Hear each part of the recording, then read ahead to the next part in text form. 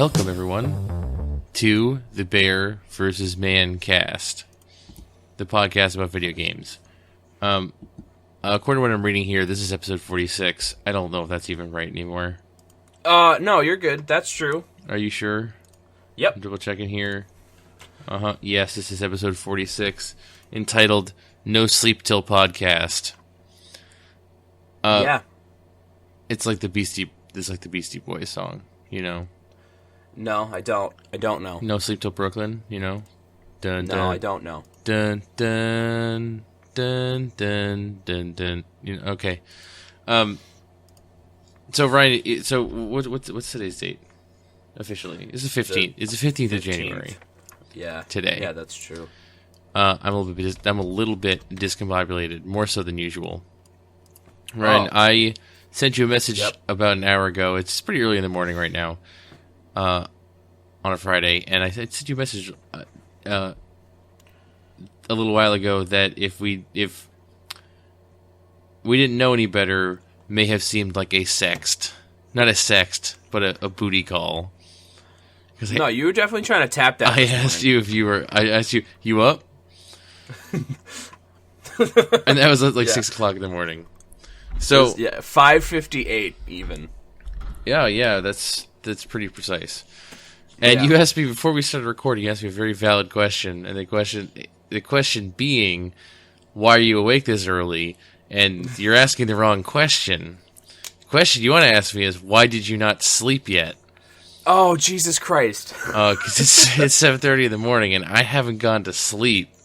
Why? Because I was up late playing video games, and then I realized that I'm like looking at it. I was like, I usually wake up at like 9 and do this. Like, man, I don't know. What if I like don't get enough sleep and I can't wake up in time, and I'm all like shitty? Like, yeah, I'm like either shitty or I like literally wake up, turn off my alarm, and just go back to bed because my body is like, nah, and I'm just not even conscious for the act. Like it just happens that way. I was like, oh, Ryan's up pretty early. I mean, maybe I'll just stay up and catch him when he gets up. And then it just got closer and closer, and it was like, oh, 4 hours, that's enough. I was like, oh, 3 hours, that would be fine. And then it's like 2 hours, it's like, no, 2 hours isn't going to be good. And by that point, you were awake. Yeah, so, I was. So here we are, podcasting are. about video games. Here we are. All right. I was hoping I was going to have more information to share with you about sandwiches today, considering Christmas one of the things I received was a panini press. Did you fuck up? Been too lazy to like whip it out. I might do that tomorrow. I mean today, after I'm done sleeping. You should. I'll think about it. That sounds good. Yeah, I can go for a sandwich right now. I'm actually starving, but if I eat right now, it'll ruin my entire life forever. I mean, okay, yeah, all right. Because I need to sleep, and the sun is already up, and if I eat, it'll just, no, because I want to stay up, it'll be energy. No, it can't happen. I have to just go to sleep. I feel like extra life. Yeah, no, I remember that feeling fondly. And by fondly, I mean not fondly. Except the tiredness isn't here yet. I'm sure it'll be here soon enough.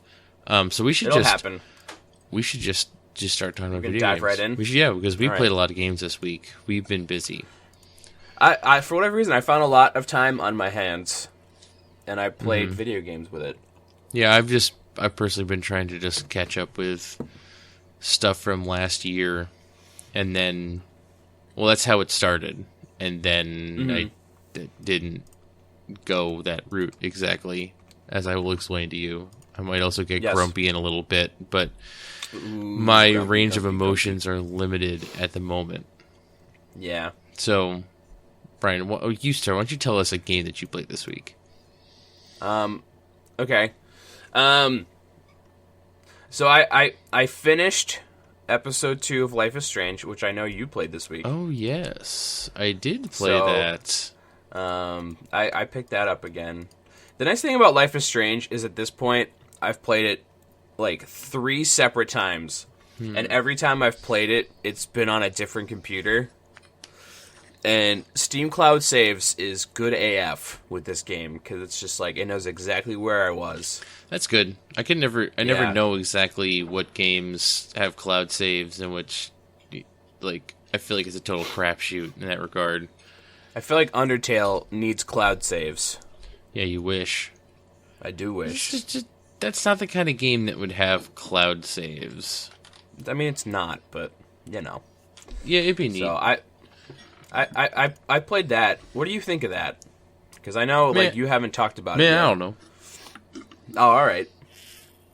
I kind of wish I could skip all the parts that were the game and then just like watch Life is Strange the movie. I think so. I was really apprehensive about the gameplay of that game.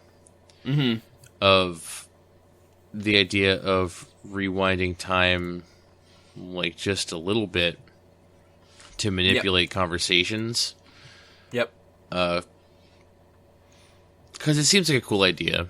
When I thought about it, and I'm kind of like, well, is this just an exercise in exploring the whole dialogue tree? And then they introduce the concept of, like, you can introduce new dialogue options. But I just remember this one thing where just like, oh, hey, you're talking to this girl, and you're like, oh, hey, how's it going? She's like, oh, it's okay. And you like ask her about something, and she's just like, wow, Max, you're such a bitch for not asking about my mom, who's really sick. And I'm like, okay, rewind time. And then I'm like, hey, how's your mom? She's like, oh, wow, Max, you're so nice and considerate asking about my mom. Thank you so much. I'm going to tell you all the information you need now. I'm like, so it's like, it's just going to be this. Like, it's going to be this. Like, this game is going to... That is some like, of... The gameplay is going to become, have a conversation, rewind it. Now you can have the conversation again. And they did... That definitely happens. They subverted it a couple times. Are you only on episode 1, or how far did you get? I'm in episode 3. Oh, okay, so you're farther than me. So one of my favorite moments where I realized that the gameplay wasn't just dumb garbage, like the rewind mechanic wasn't dumb garbage, was one time I was talking to... It's like in the first episode, and you talk to this girl on a quad who's flying her drone around, because it's 2013 and she's really into drones. Mm-hmm. And I couldn't, no matter what I said to her, like, I could not, like, she just blew me off. I could not impress this girl. So I just, like, rewound and pretend the conversation never happened. And it turns out that you can, like, sneak behind her and look at the name of her drone in her backpack, and then with that new information, the conversation goes differently. But only if you didn't have it in the conversation in the first place. So I actually do kind of like the idea of, like, something happens, and I'm just like, let's pretend that didn't happen. You didn't see anything, and just like that. That I find to be an interesting, because that's the sort of game where you're not just talking to people just for the sake of it. Sometimes you talk to people, and no matter which way the conversation goes, it's not great, and you're kind of like, I wish this had just never happened. And it harkens back to the old adventure games. Like, remember a couple of months ago or something that I was playing I Have No Mouth and I Must Scream? Yes, I do. Where, like, you would just die if you made the wrong action. Right. This is like, this kind of harkens back to that old adventure game thing by teaching you that your actions have consequences, but saying, like, okay, now that you've learned your lesson, you can have take backsies. You're like, thank you, game. Yeah. So I agree with the base premise of it, and I like the idea of there's no easy decision. Like, someone's going to be mad at you no matter what. Like, all those big decisions, shit always goes badly, even though it's just like, you can rewind time, but shit's still always going to not be great. Yeah. No, that's kind of how I feel, too. It's like, I don't know. I was doing... There's a moment where you have to, like, sneak by a clearly drunk principal. Oh, yeah? end of yes, scene 2. That's the very beginning of episode 3. Scene 3. Okay. And it's like, I don't know. They were like, I couldn't do it at first because I didn't know what the fuck. And, that's one of those like puzzles where I don't like the puzzles. The puzzle I find that them really obtuse. The example puzzle that they gave you about trying to spill paint on the girl was like really poorly. Like I did not. I was like, okay, well, so clearly bad. the game wants me to rewind and do this thing first, but I don't know what this is going to accomplish. It's going to be like that. Oh, okay, it worked. Puzzle done. But like the other puzzles after that kind of explained that, like something was going. I can't even think of an example of one of the puzzles, but basically a vignette plays out in real time. And you have to interact with the vignette, the actions of this play in a certain way, in a certain time frame. If you miss the window to interact with it, you have to go back in time. Oh, so have you messed around, or have you given a shit about the optional photographs at all? No, not at all. Because I think they're actually... Nah.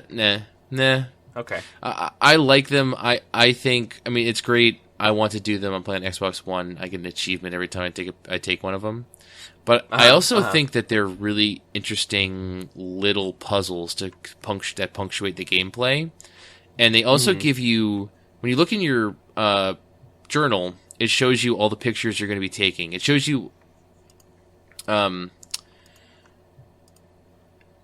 doesn't show you the picture itself, but it gives you a picture that's actually a hint. And there have been some really clever ones so far that I really appreciate. Some of them are pretty obvious, but some of them are like... I'm trying to think of my favorite... I found them all, the clue to be just enough, with the exception of one area. It was just enough that I knew which scene the picture was going to take place in, and generally how to accomplish it. One of the pictures takes place in Chloe's house. One of the things you have to do is in, I think, like her mom's room. As you enter the room, a bird just flies full force in the window and just dies. And you have to rewind time and then open the window for it, and then later you can take a picture of it or something. That's cool. Which is that one's a little bit... That's not my favorite example, but that's an example of a time that the time rewind puzzle thing worked for me. Yeah. I don't think of a good example of the pictures were just... They're good. They're good.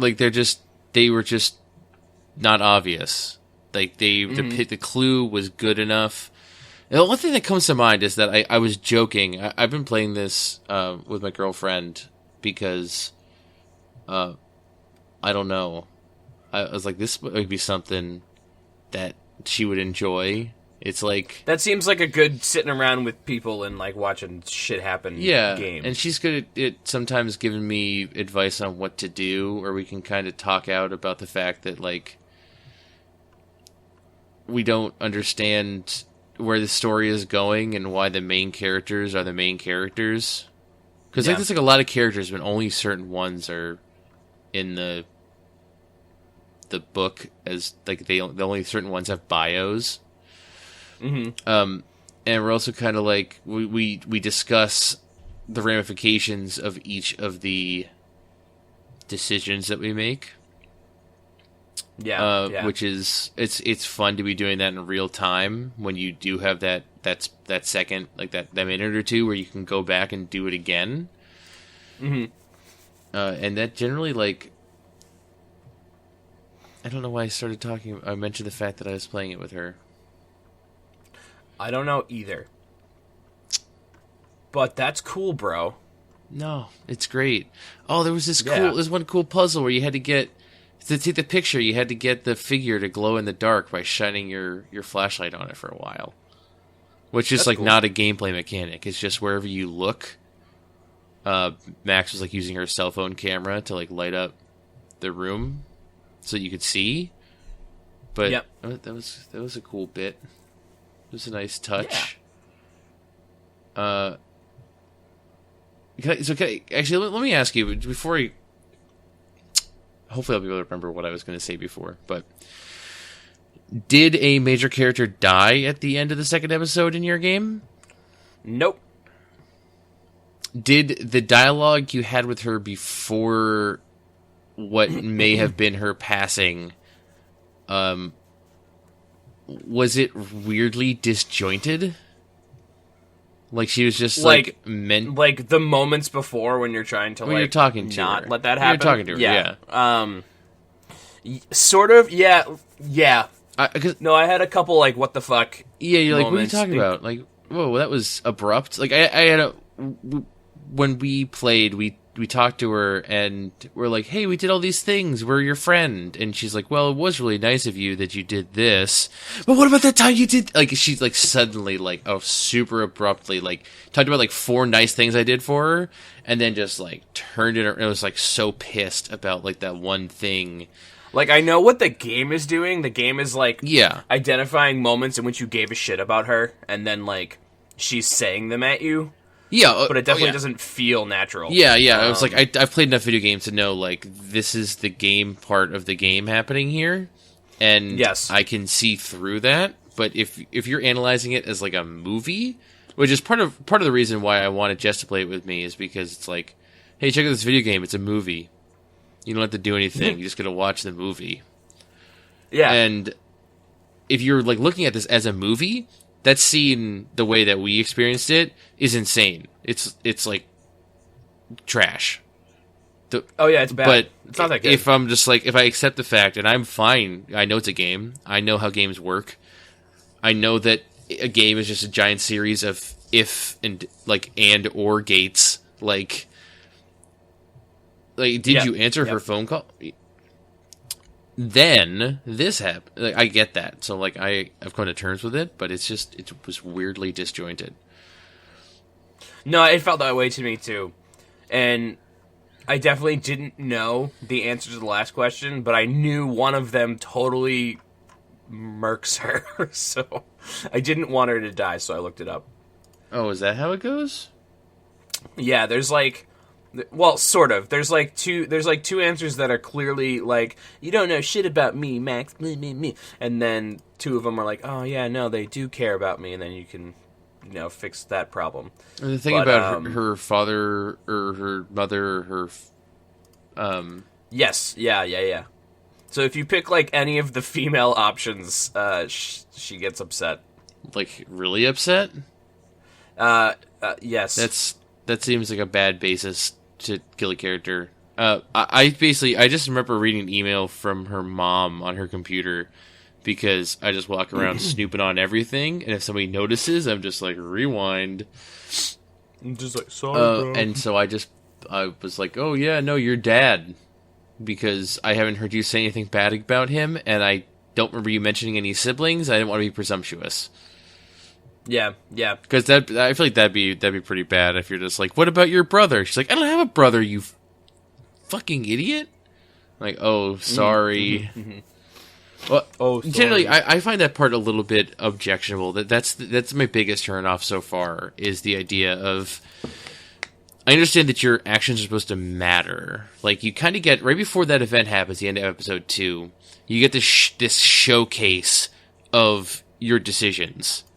Like, you talk to a bunch of people, you talk to, like, your photography teacher, and he, based on your decision up to that point, you talk to, like, a bunch of people, and they all have different degrees of nasty things to say to you based on how things turned out to that point.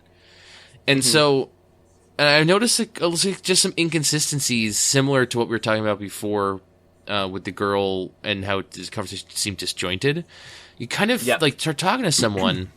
The conversation starts one way, and it turns another way because of choice A. Then it turns a different way because of choice B. And so, like, I'm talking to the security officer, Chloe's dad, and he seems to be, like, cool with me, but then, like, the conversation just slowly takes a turn for the worse. And I also, Max is apparently incapable of having any sort of empathetic or like a nice thing to say. Like she was just in that conversation, she was determined to just be like a piece of shit teenager for some reason. Yeah, there's just moments of inconsistency that bother me. I feel like a lot of conversations are either really well done or really okayly done. There are also some of these great moments where I expect her to like. I talk to someone in the hallway, and I expect it to be like this really like super tropey, late '90s high school TV show bullcrap conversation that I probably could have told you. Like I could have written out exactly how it was going to go, and I'm like always pleasant. Yeah. Very often, I'm pleasantly surprised at conversations I have with people. It's like the whole point is that Max is not a dirtbag. Like people, like even the people who are like the dirtbag jocks, popular kids, whatever, are like, yeah, no, Max, you're like, yeah, cool. You should hang out with us sometime. You're all right. Like as long as you don't treat him like dirt. Like it subverts my expectations in many different ways. Like it's a non-traditional adventure game. It has moments like that where it defies some trope. It embraces certain tropes. It defies other ones. I like it, but the idea that I haven't been eager to pick it up again after I finished episode 2 because just the idea of like my actions have consequences limited to, but not including but not limited to someone dying. I'm like, I get this is supposed to be like hard, like emotionally or whatever, but it's just like a little bit more than what I want from what seems to be like kind of a carefree adventure type game. It's like I said earlier, I wish there was a little bit less game in this game. You just want to watch Life is Strange the movie? Yeah, but like at this point I'm too invested in like the decisions that I made to like go just watch it on YouTube. You know what I mean? Mm-hmm. Yeah, so, like I kind of want to finish it. Yeah, that's would be the really frustrating thing is if you watch someone playing it and they don't make the decisions that you want to make, you would get frustrating really easy. Because it's not even like it's not even making the same dialogue choices. It's like stuff that you find in the world. Like you're clearly doing more world exploration than I am. And so, like, the stuff that you find influences dialogue choices that you can make later on. Yeah. And, you know, I'm not finding a lot of that stuff on purpose because I don't want to be a snoopy bitch. So, well, if your family calls you out, you just rewind time. Never happened. I'd rather just not find it. Well, that's the thing is that you equip Max with information to use later for better or for worse. And also, there's elements of it. If you ever watch, like, how many times did you look at the end? At the end of the episode, they show you this many people made this decision, and this many people made these. So it's like the 3 major decisions every episode. Oh, I meant to look at that, and then I didn't. And then there's also a bunch of smaller decisions. Not smaller decisions, but smaller actions. You never looked at that? No, I didn't look. I meant to look at that, but I didn't. I guarantee that everyone who plays this game, unless they are like the most thorough, and they spent like seriously like an extra 30 minutes to an hour on every episode than what most people do, every single person will miss one of those optional choices, just straight up, not even encounter it to make the choice. So like at the first episode, they're like, "You didn't water your plant, you didn't sign the petition." I was like, "What are you talking about? That never happened." They made it sound like someone's like, "Here, sign this petition." And I said, "No." That never happened. Like, I never engaged in that conversation. I don't even know what petition they're referring to. Right. So I think that exploring the world and, like, missing out on things organically affecting your story is a really interesting idea. But if it's like, hey, but it's like you change one line of dialogue. Like, later I talked to the teacher who was picking up signatures for petition, and she was like, "Max, what the heck, did I get sign a petition?" And we, like, joked about it. We, like, joked it off. And we talked about the petition. But if it's like... I think I signed that petition. But if it's like, hey, you didn't... When you were walking through the hallways, you didn't see the nasty notes left on that girl's door and erase them? Well, she's dead now. I hope you're happy with yourself because you didn't. Oh, I did. But like, if you, but like, that's something that you could easily miss. So it's like someone yeah, like sure. you who's maybe not exploring the world to its fullest because you kind of want to streamline it. Yep. There should be a thing that says, "Hey, Ryan, just so you know, you missed this opportunity, and the world is different because of it." And like maybe next episode, there's like a line of dialogue that calls you out for it. I feel like in the first episode, like when I would, when you would pass a dialogue decision, and it was like Max is all like, "Oh man, blah blah blah," like in the very first like major decision, like with the whole gun thing. Yeah. And then you like talk to the principal. It's like, "Oh man, I wonder what would have happened if I would have done blah blah blah," and then you go back in time. Like I feel like if Max walks by something, I feel like she would be like, "Huh, that thing over there looks kind of whatever. Maybe I should look at it." Sometimes she does. Like I feel like I'd say she usually does. I feel like she needs to do that a little bit more. I think we just need to listen to her because for someone who's not expecting that to be part of the game, I personally just thought it was banter. Like it was narration for the sake of filling dead air. Like, have her say something here. Like, have her mention the plant in her room. Have her talk about Lisa. And it's like, oh, that's interesting, but that didn't... But because I didn't know that meant anything, I didn't feel the need to interface with that object. So, yeah. Now I know the rules of the game, I'll be paying attention probably a little bit more to what she says. Totally. Yeah. Yeah. I think I like that game. I like the idea. It's got some really good ideas. I like where it's going. I like the story and I like the characters and I want to see that through, but it might just take me a fucking long ass time, just because I don't want to sit there and play that game. Yeah, for long periods of time. Plus, after 2 episodes, I feel like I've sunk a lot of time into it. I'm just like, I'm like looking at my watch. I think each episode is is like at least a few hours. Yeah, it's estimated like 2 to 3 hours or so. Yeah. So it's like, but then I'm like looking at my watch. I'm like, I like ironically looking at my watch and being like, 3 more episodes? Jeez. Like, yeah, totally. Where's this going, man? And I want to see it through, but I don't know. I guess I'll just see if Jess has any interest in continuing it. She's been preoccupied with other stuff, so I wouldn't count on that. Also, I know you've never watched the show Twin Peaks. I tried to watch it once, but it's like totally. It's pretty weird. I think it. I mean, I'm probably really wrong in saying this, but I think it falls into the same camp as the people who like The Room. Not that they're in any way similar, but I feel like people who enjoy watching The Room also enjoy Twin Peaks to a certain extent. I can see that for obviously different reasons, but totally, yeah. But I just feel like a lot of those people overlap. There's like, and I don't like The Room. There's a bunch of, like, clearly Life is Strange is perhaps misguidingly inspired by Twin Peaks. Is it really? Well, the first thing, I hear Pacific Northwest, missing teenage girl. I'm like, we're talking about Twin Peaks? We're talking about Twin Peaks right now. Oh, Life is Strange? Okay. Maybe I was a little bit hasty, assuming we're talking about Twin Peaks. Chloe's license plate is TWN PKS. Oh, word.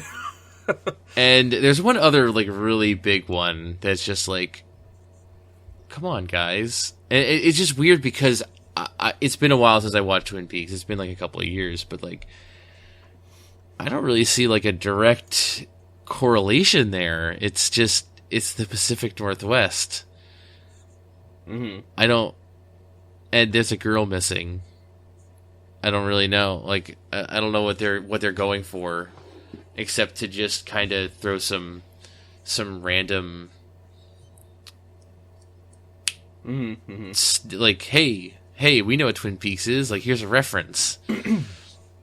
Also, I had this. I think I meant to share this before, but when I was talking about the hints for photographs, one of the photographs, one of the hint photographs is of a whale's tail. And I was like, how funny would it be if the actual photograph is you had to take a picture of a girl's butt with her her thong coming out of her pants? Because that's called a... Oh, yes. And I was just like, how amazingly clever would that be? Amazingly clever. But I don't think they're going to really get that deep into it. Usually it's just like the previews are like a hint, like a slight hint, or just a snippet of something. So like you also have to take a picture of the sunset over the Two Whales Diner. Yeah. But I also know that a whale comes into play later in the story. I think literally you had to take a picture of that whale's tail. Most likely. Yeah, things get kind of weird. Which, no, maybe that's to credit its relationship it tries to form with Twin Peaks, because that's kind of weird too. Some sort of supernatural stuff going on, both places. How similar would you say is Twin Peaks, or not Twin Peaks, Life is Strange to Degrassi? Not very. Because I don't know why I think of teenage drama of any kind and just like, oh yeah, Degrassi. I've never actually seen that show, but yeah, Degrassi. I mean, it has teenage drama in it, and that's like about where the similarities. That's fair. Stop. I need to. So I should probably tell you a little bit more about the reason why I'm still awake. Because before I said the very basic thing of video games, though, it's a little bit more complicated than that. What kind of video games were you playing? I was playing... Okay. So, I was going to go into this podcast being like, yo, Ryan, listen, Diablo 3, Ultimate Evil Edition for consoles. Really good console port. That game is still fun. It's good to play with your friends. The story has a lot more folds in it now. It is more so folds? It began, and this is, now, literally, this is a weird way to introduce this fact as like as a minor detail in part of a larger, weirder story. But I have an Xbox One Elite controller now. On like Monday, I saw they were on sale at Best Buy, and just like, oh no, it wasn't even Monday, it was like Saturday. And I was just like, okay, well, I'm just gonna get one of those. And it was partially subsidized by Jess, who still owed me a Christmas present because she wasn't able to get it. She was gonna get me a controller, and I was like, well, clearly you don't have to buy me a $150 controller, but like we can work something out here. So I was like, oh, you know, okay, I'm just gonna do it because I want another controller. And part of the main reason I want another controller is I wanted to play Diablo 3 with her, because it's like a game where she can just hit buttons, and like she really she played Bayonetta, and she really enjoyed it. So I put her on easy mode, and she just hit buttons, and she thought it was like the funnest game ever. Dope. All right. And it is the funnest game ever, in fairness. So I was like, okay, well, I'm going to get another controller, and I might as well get the Elite because I think it's cool. And so we played like a hot minute of Diablo 3. And at this point, I'd already played online with some of my friends. I had a level 70 character. You know, we played like 3 days. When you're playing in a group and you're playing on some of like the harder difficulties, you get the bonus experience. It doesn't really take that long to level up a character. So it was like maybe 3 nights of playing. And I had like couple other characters just kind of I started and screwing around with. Started a new character to play with her. She logged in. She had to make an Xbox account, which is a hassle. Apparently on Xbox One you can't just say make a dud account. That you have to have like you have to make like an email address and password thing just to sign in at all. But we got through that, and we played like an ill minute. And then she was like, okay, I gotta go to bed.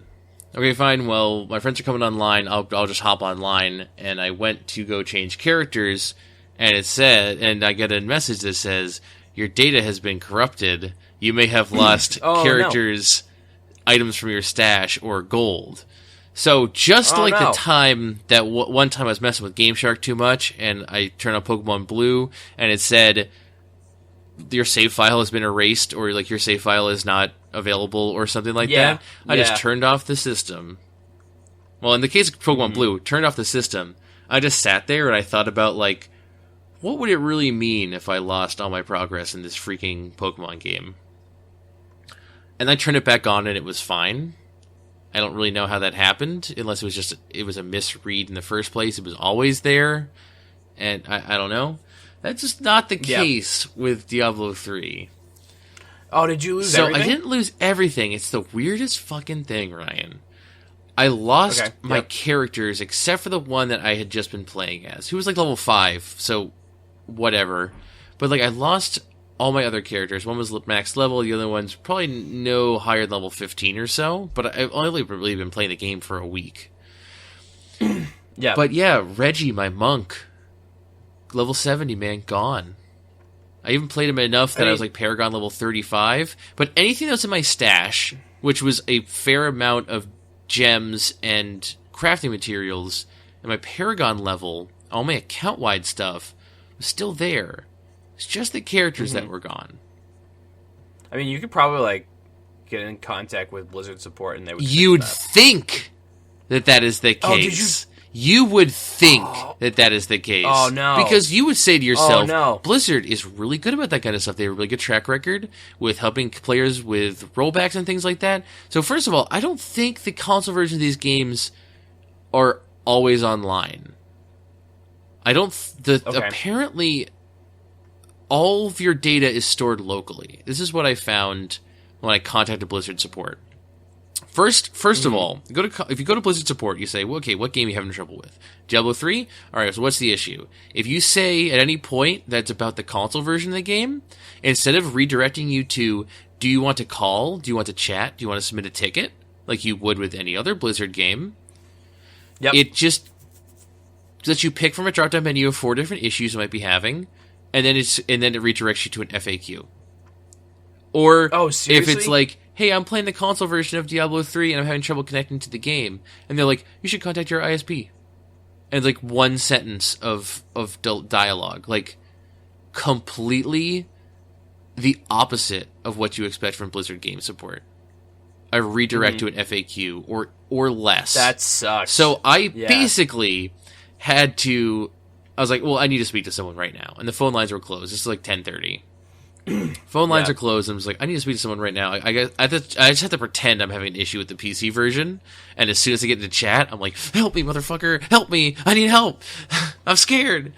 And the guy, well, first of all, you had to upload like a bunch of like config files that general information about your computer so they could see kind of maybe what the issue was.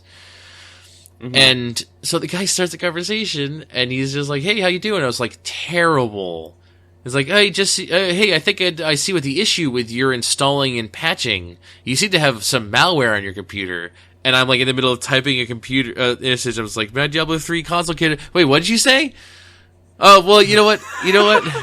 We can worry about that later, but I need you to help me with this now. And he basically tells me that they have no control over any of your characters or data or any of the servers running Diablo 3 on consoles. Really? Yes. That sucks. And I don't understand. I'm basically like, I don't understand.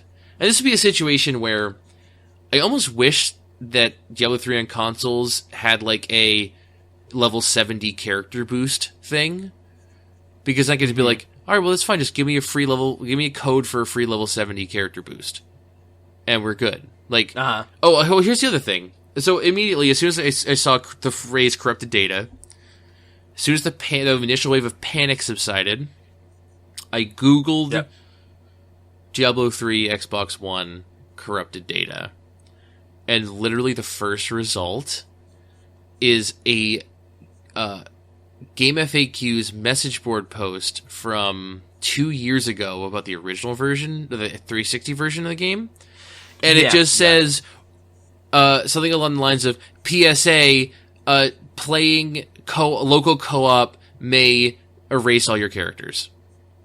And I'm like, okay, well, this is clearly my fault. I apparently didn't realize that when you go to play a new game, you have to Google the name of the game followed by, like, major known bugs so that you can avoid them. It's like, no, yes. And I'm like, guys, honestly, the thing that frustrates me the most about this is apparently I'm not the first person this has happened to.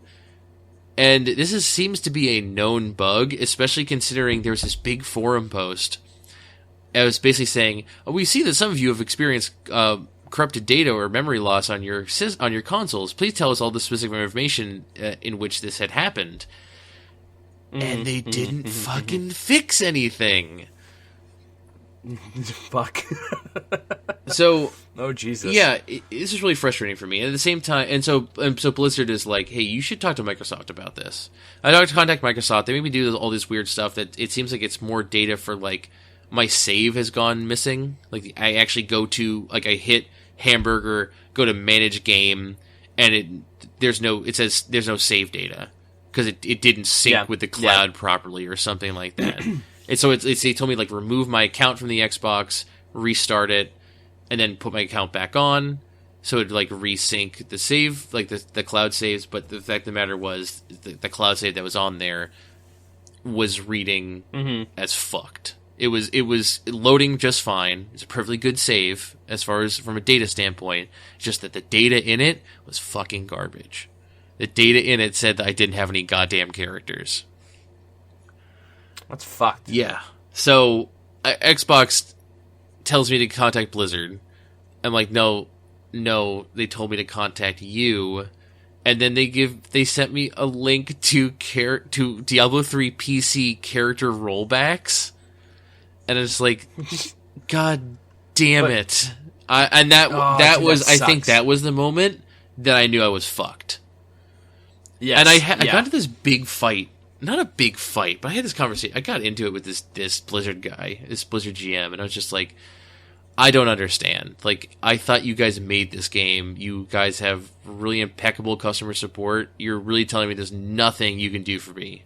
Like, I was like, I know you can't roll back my account. I know you don't have access to the servers, but just, like, fucking make a phony new character in there. Just make a new goddamn monk in my account at level 70. Like, do anything. Like, give me something. Yeah, here, like, work with me here. And he's like, we can't.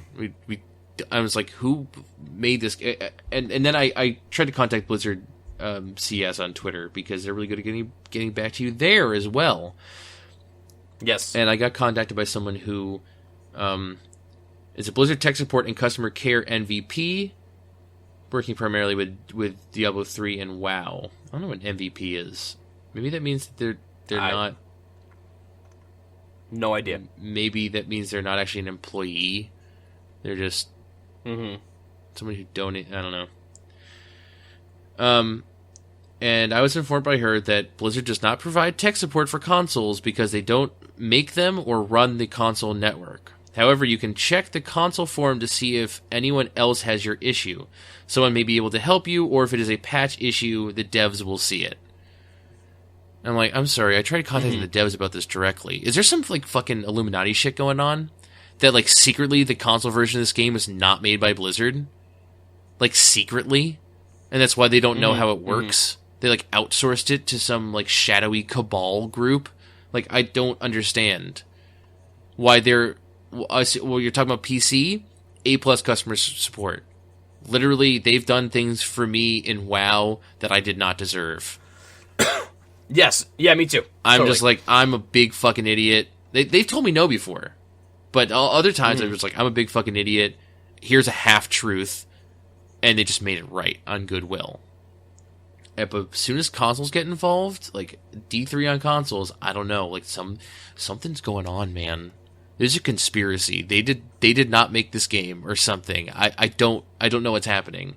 And the fact that there's, like, bugs like this, I've been playing Xbox One for a year and a half. No, like possibly longer. I've never experienced a loss of data or corrupted data in any game ever, and I use the fuck out of that thing, man. I don't know, and apparently it's a known bug that this happens to people semi-regularly. I said before, most people are just like, yeah, this is the second time this has happened to me. I'm like, why are you still here? I would have snapped my disc in half. That's the thing. It's like I'm. So this was last night at 10:30 p.m. Okay. Mm-hmm. Yep. Not last night. I didn't sleep yet. It's Friday. This was Wednesday night. Yep. Okay. Wednesday night at 10:30. It is now Friday morning, 8 a.m. I have a level 70 character again. Oh my god, you didn't. You didn't stay up all... Oh no. I have a level 70 character again. It is through the help of my friends, which I got the level 70 character with originally. We went into adventure mode on the highest difficulty that they could still kill things on, and I just fiddle-farted around with them, absorbing experience. And I was like... level 1, like, created character 270 in like 4.5 to 5 hours. And I'm working on another character using some hardcore, not hardcore, because that means something else in Diablo, but some pro strats, power leveling solo strats. And that character is like level 40 something now out of 70, and that's maybe after about 3 hours of playing. I don't know what's wrong with me. I don't know what's wrong with you either. I shouldn't have done that. Like, I really like... This is a testament. I really like Diablo 3. It's a great, super fun game. You can take it... It's anywhere from, like, a super intricate, like, loot grind game where you're trying to min-max all of your stats, get that right piece of gear, and when you get it, oh, mwah. Or, like, it's like a game that you sit down with your friends and you just fucking just hit your hand on the controller and a bunch of monsters die and you're like, yay! And everything in between. It's beautiful. Yep. The console version is a marvel. Because you told me that you'd be able to turn such a heavy mouse and keyboard game into working on a controller. I told you you're fucking crazy, man.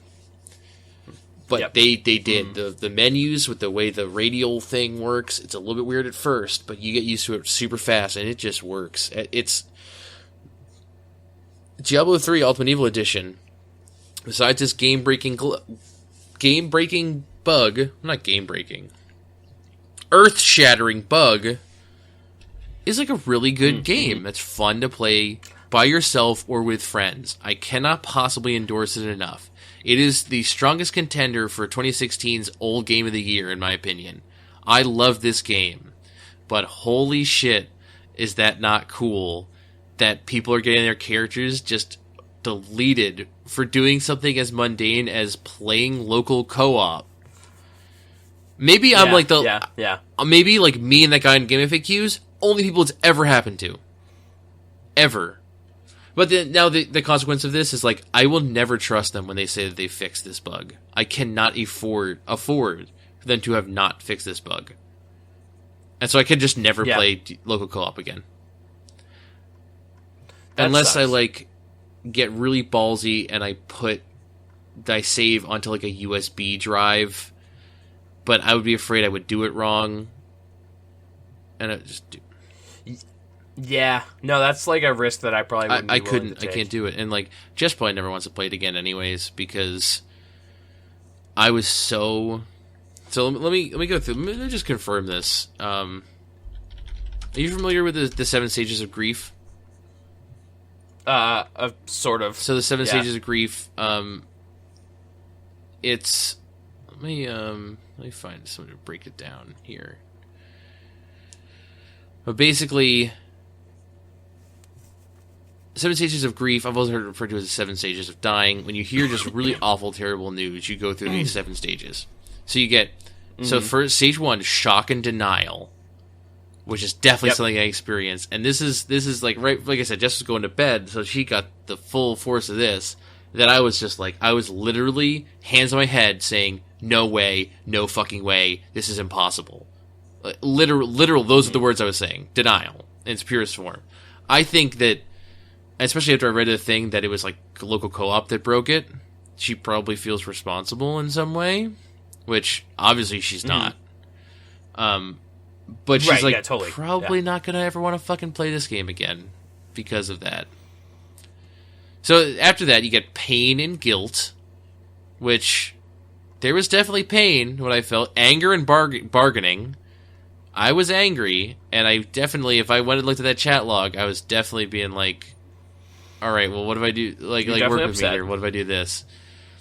Depression, reflection, and loneliness.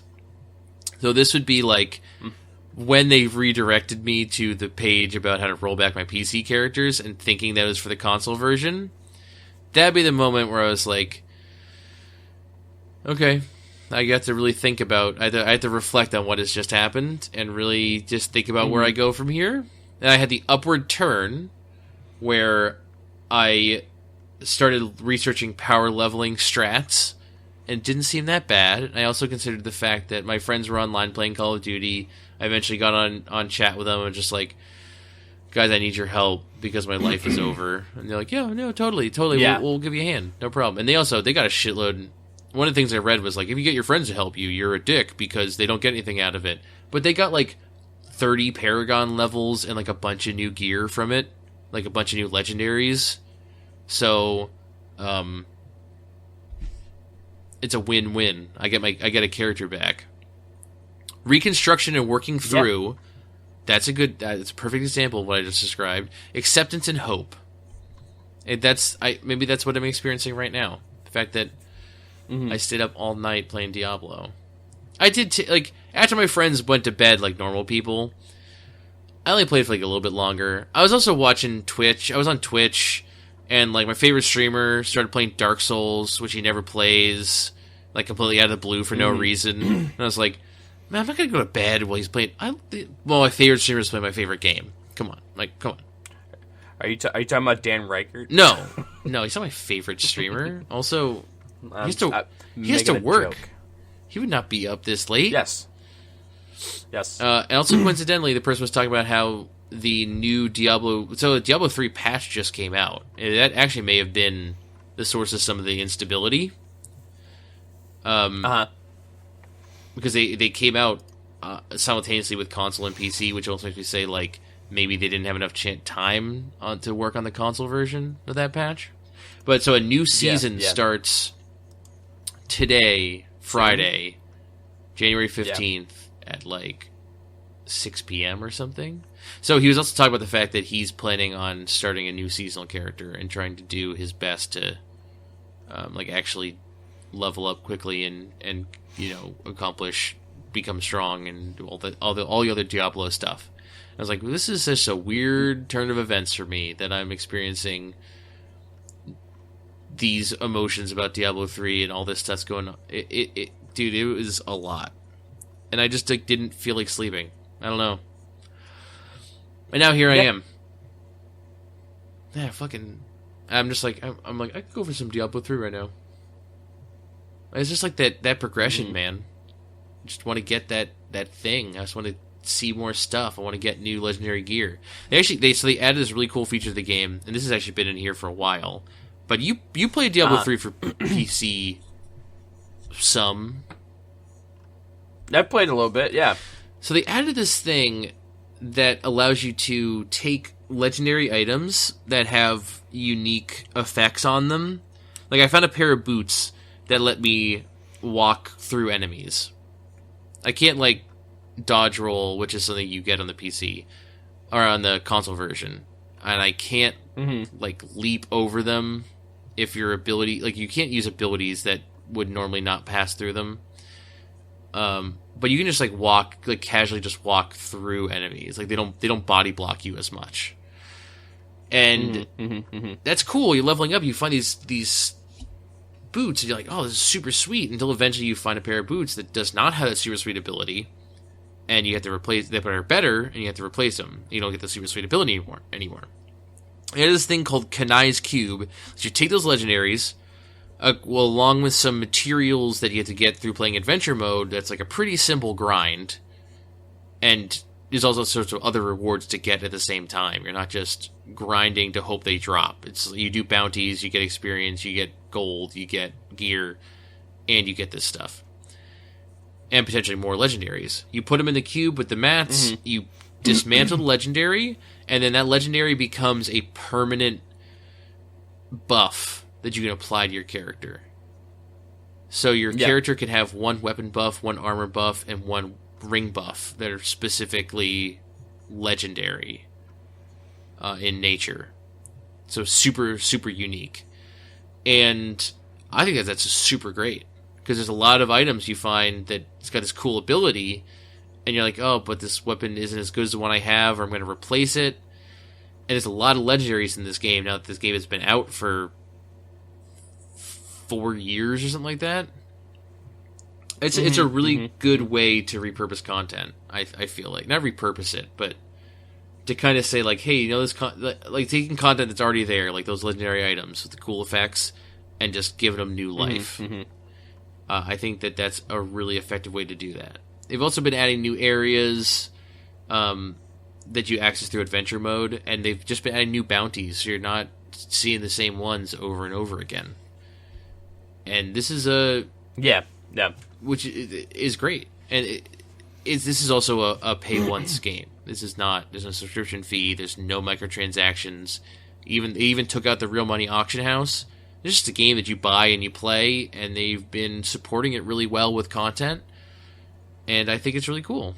I think the seasonal system they've added is a really simple way for them to not spend too much time on inventing a new way of getting more people in, but it brings a lot of new people in. It gives new life to the player base, and it gets people talking about Diablo 3 every time a new season begins.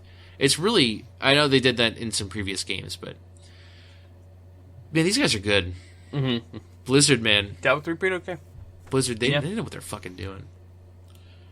Blizzard made game. Speaking of it, I don't know why it seems like an apt time to mention this. Talking about games with post-release content. The final gun for Splatoon is coming out today.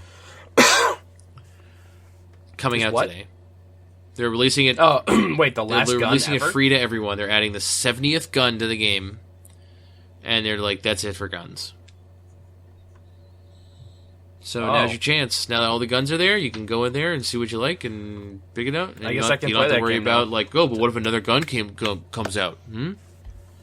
I do think we should play that again soon, but considering you haven't played HOTS yet, Yeah. we'll see. Yeah.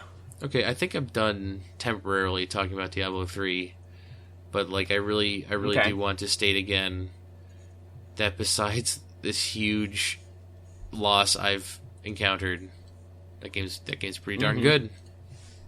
So I want to check something else. I'm trying to find that if other games, this is something that happens in them. You know? I mean, I don't know. Maybe. Probably, even. Like, I'm trying to find if, like,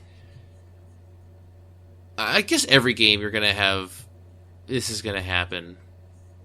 You know, like, I'm thinking, like, if I Google Fallout 4 corrupted saves and I don't get any results, I'm gonna be heated. Like, if Bethesda and that piece of janky crap, Fallout 4, got their shit together and they don't have any corrupted saves or anything like that, then, like, Blizzard ain't got no excuse. But, that's definitely... No, that definitely is happening. I'll say it's corrupted Xbox One.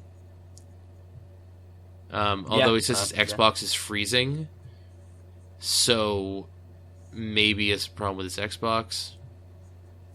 I don't know, man. Maybe I just got super lucky. I got a dumb 1 in a million glitch. I'm the luckiest kid in the world. But it didn't keep me from getting right back into it, so it couldn't have been that bad, right? Yeah. Ryan, tell me a... Oh, no. I was going to say, tell me a happy story. That is not what is about to happen. I mean, I can talk about... I can talk about that. Because I didn't... We could talk about that, I guess. What? All right, be less excited. I watched this stream and stuff. It was really cool and interesting. I thought we were talking about that when we talked about other speedrun stuff. Oh, we can do that. That's fine too. Don't. Oh, we can talk about Trimps. Oh yeah, dude, Trimps, man. Fucking Trimps. Trimps, Are you man. just keeping up with your Trimps? So Trimps, you guys, Trimps is an idle game, an idler that you can find on Congregate. It's good. It is really the most elaborate and engaging idler I've ever played. Yep. And it definitely has shades of Adventure Capitalist, but is way more engaging. There's way more stuff to do. Adventure Capitalist just basically boils down to, hey, I got money now. Boop, boop, boop, boop, boop, boop, boop. Okay, I spend it on things that get me more money, and time to close my phone again. I've never played Adventure Capitalist, so I don't know. I just described it to you, so you're good now. Oh, okay, so I don't need to play it. Trimps is this super elaborate, like this... It just looks like a spreadsheet program where you have these Trimps. Imagine Pikmin if it was an idler, and you have Trimps. So you get Trimps, Yeah. and you assign them on tasks to get you food and wood and stuff, and you build them houses and upgrades to store more materials, and then they start fighting for you, and there's like a world map that they travel across fighting enemies, and you can buy them new equipment and up. It's super crazy elaborate. It is. Yeah, it's intense. Trimps is intense in a way that an idler game maybe even shouldn't be, but I like it. Yeah, I've like gotten to the it. point where I'm at zone 20. I think I'm in zone like 15. Zone or 20 16. gets weird. I found some like weird gem that makes my scientists angry. I think there is a certain point what? where I know you can prestige your Trimps and start over. I don't know how close I'm getting to that though. Man, this game's fucking nuts. It is really easy. There's a lot of systems that are elaborate in this game in terms of raising your hit points versus your block versus your attack of your Trimps, and just the way the upgrade system works and the map system. Do you understand how the map system works? Yes, yeah, you explained it. You make these alternate maps to explore that get you more materials, and also when you go back to the main map, you're stronger as long as you're fighting in the same zone. It's like super elaborate, and it's just so much. And then to think that I'm going to go through all this, because at a certain point, once you've laid the ground, they have a complicated ground network of, like, they've laid a solid groundwork of how Trimps works. And then to basically make it infinitely replayable, or just to expand the amount of time you spend playing Trimps, that's just adjusting numbers and like copy and pasting. Like, put another zone in, Mm-hmm. Increase the numbers by a factor of this. So I don't know how far this rabbit hole goes, man. Like, I'm gonna. I think it's deep, and I think it's vast. How would you feel about me googling what the max zone is? No, I don't want to know. I don't want to know either. I was hoping you were going to say yes. I'm like, yeah, let's do it, man. Together. No, I don't want. There's no, so much. I don't want to know. And now it takes me, like, if my supplies of any of my resources are empty, it takes like 8 hours for them to go back up to full. And that's just, that time's going to keep getting longer and longer. That time is the only thing that doesn't even out. Yeah, I feel like the deeper you get into Trimps, the longer it takes to do stuff, which I almost find a flaw in. I don't know. I feel like I was playing Trims for like 2 hours, like always having stuff to do, and now I'm kind of like now I wait like 8+ hours to do. Yeah, that stuff stops real quick. It's even the thing where like I'll check my trips when I get up, and then like by the time I go to work, there's really nothing for me to do.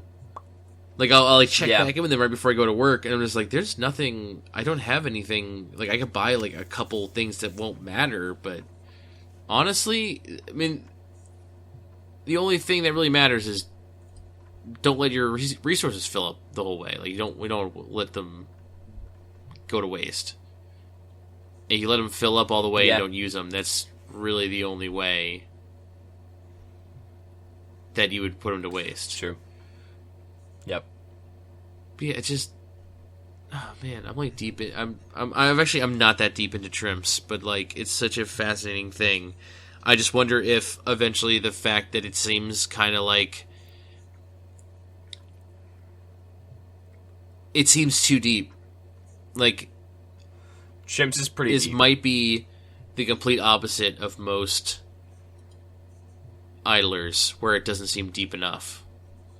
This seems like, wow, I'm at zone. I think that's like why I zone like 20, and like I don't know where I am. Like this is taking so long. I don't even know what to upgrade next. Does it even matter? There's so many things I could spend my wood on, like getting more people to produce more iron, and then get my weapon upgrade. There's so many possibilities of the stuff I could do at this point that I don't even know. Yeah, like it's daunting. This is being said by a idler, semi-professional. You're an idle man. I thought I was until I played Trimps, and Trimps broke me, man. I don't know. I haven't given up on it or anything. I've just been too preoccupied playing, like, Diablo 3 to notice. Diablo 3. Now there's an idler. You can watch the numbers go up. Word. Trimps is good. Like, if you even have a mild interest in idler games, go play Trimps. Yeah, although I can see how it definitely would wind up being too complex for some. If you're used to playing super basic ones, then maybe. I mean, I don't know. I don't play idlers. I got into it. What I mean is, if you're used to playing idlers that are really simplistic, then you might be like, "Well, this is really a task." Especially because right away it's very engaging. There's a lot of stuff to do because you have to go and build everything manually and then open the traps, and it's like first like hour or two. There's a lot of stuff to do. It's super super engaging in terms of your interface with it. And so, to people who are used to a more simple approach to idlers, it might be really off-putting. But if you have ever like looked at Adventure Capitalist or something, and you said like, "This is shallow, but I like what's going on here. I like the stripping away of the complex gameplay elements," then this is the game for you. Yeah, Shrimps free on Shrimps. Congregate. Although I should say there are some free-to-play stuff, some free-to-play things. You could, like, advance time 12 hours using bones you buy with money. I honestly have not looked into it very far, because I'm not going to do that. But just saying. Right, do you want a chance to tell everyone about how sad you are? Yeah, I do. The only thing I'm going to mention now, you talked about Life is Strange. I was going to talk about Go Home and Grow Home. Grow Home. And about how I didn't like it very much. Uh-oh. Okay, so this week, a game came out that I read a little bit about. And people were like, "Oh man, this is a really touching story. It'll make you, feel stuff and be sad and stuff." And I'm like, "All right, I'll be sad for like." I don't feel anything. Two hours. I'm dead inside, so this will be great for me. So it's a game called That Dragon Cancer, which came out like this past week on PC and Ouya of all things. Oh, really? Yeah, apparently it was like co-funded or something by Ouya. That whole thing. So, yeah, that whole deal. But it was also kickstarted. But that game is about the story of a family and their like infant son who has some form of, I think it's brain cancer. They didn't really get into it too much, but like given the who has brain symptoms, cancer? the small no. child. Yeah, it's really sad. It's really, really sad. So the game opens up on like a park scene, and it's like the whole family is chilling by the park, and you take control of like a duck, and then like you swim the duck to the bread that the kids are throwing in, and the whole time there's like a dialogue of, I think it's like actual recordings of Jesus. To a certain extent. Like I think there's a lot of like mixed found footage with some studio stuff to like supplement it, but like in the end of the game, like all of this guy's kids are in this game for like realsies, and like his wife's in it and he's in it, and so it's like it chronicles the whole illness, and then it takes various forms. Like you don't play as like the dad or the child, you sort of play as this omnipotent floaty thing. Okay. Which I sort of want to say you're playing as like a god person. Okay. Because you'll like I said, you start off playing as the duck, and then the game will be like, okay, do you want to do something else now? And you're like, yeah, sure. So you like leave the duck, and then like you move somewhere else, and like you can hop in the dad, and then you hear the dad's thoughts, and then you can hop in the kid, and you could be like hearing all his thoughts, and so you can sort of like hop in and out, and like time is sort of consistent, but it's not. It's very trippy, the way this game is actually told story-wise. It's really interesting. I had a couple of moments where the controls are a little bit frustrating, because it's not like hold the stick to move. You can aim the camera with either stick, but then like you hold A to move, which is really strange. Yeah, so like it is. You sort of you sort of like ping. You like look in a direction and you like ping where you want to go, and depending on what you're looking at, your little icon changes, and you know that it'll be like, I want to walk over here, or I want to hop inside this duck, or I want to sit on the bench next to this dad and listen to him talk about stuff. But yeah, no, it's definitely wicked sad. There's like one moment in particular where you're like in a hospital, and like the kid is crying. His name's Joel. Joel's crying, and the dad is just having like an existential breakdown, trying to get his kid to stop crying. And like he can't, and then subsequently you can't, and it like makes you feel stuff about being a dad. It's intense. But I'm not one of those. Do you think I would still feel feels? I felt feels, and I never want to have or engage with children. So wow, that's because honestly, if I thought it was about like a spouse or something. And I was like, well, that's too heavy for me. I'll never be able to deal with that. I literally would not be able to emotionally cope with experiencing that. But then I found out you told me about a kid, and I was like, I could probably fly with that. Especially, it sounds really, from a gamification, not a gamification, that's not even a word. But like from analyzing, like looking at it as a game, and the way that it's played, it seems really fascinating. It's not just a sad... It's very interesting to play. It's not a sad movie that you use WAS to navigate. Like... No, there's some really trippy moments. Like, there's like... I'm not quite sure, like, when in the timeline of, like, all of this part takes place. But you end up in, like, a boat on, like, a lake with, like, a lighthouse. And there's a couple of other...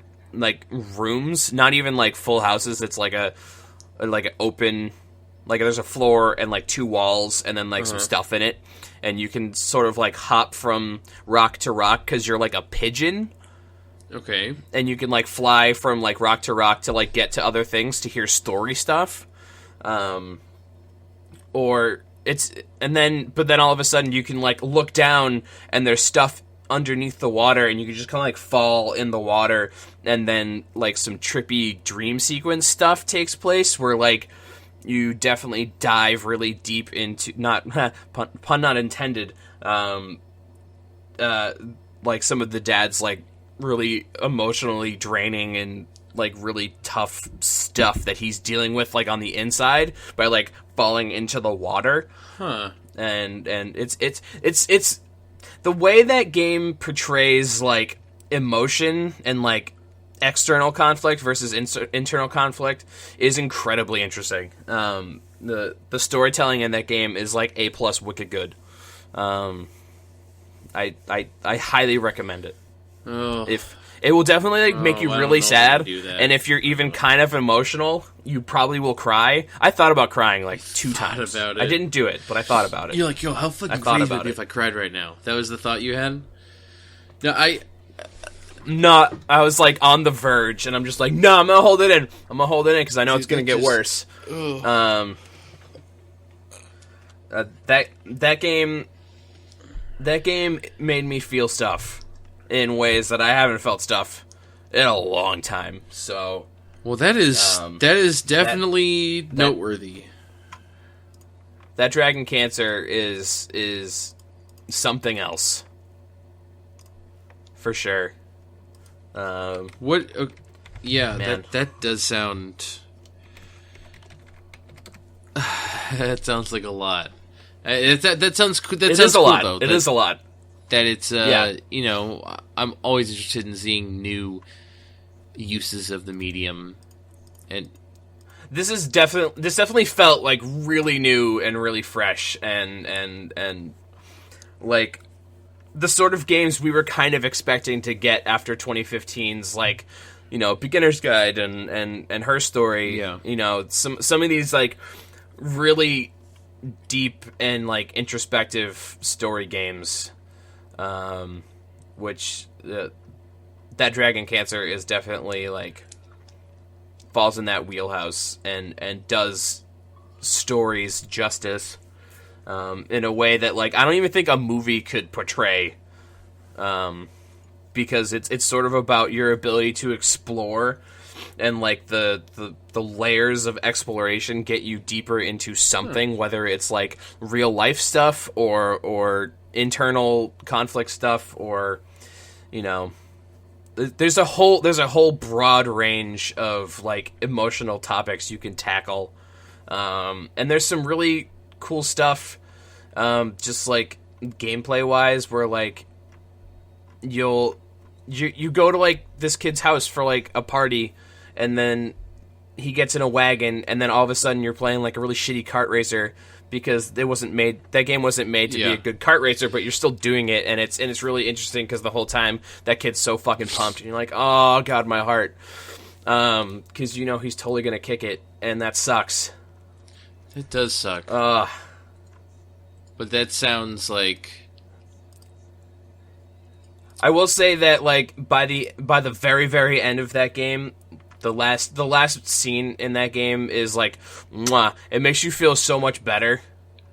Coming off the scene before that, which sucks real hard, but the last scene in that game is it totally does a really good job of putting a really neat bow on it, and making it not like a horrible dread story.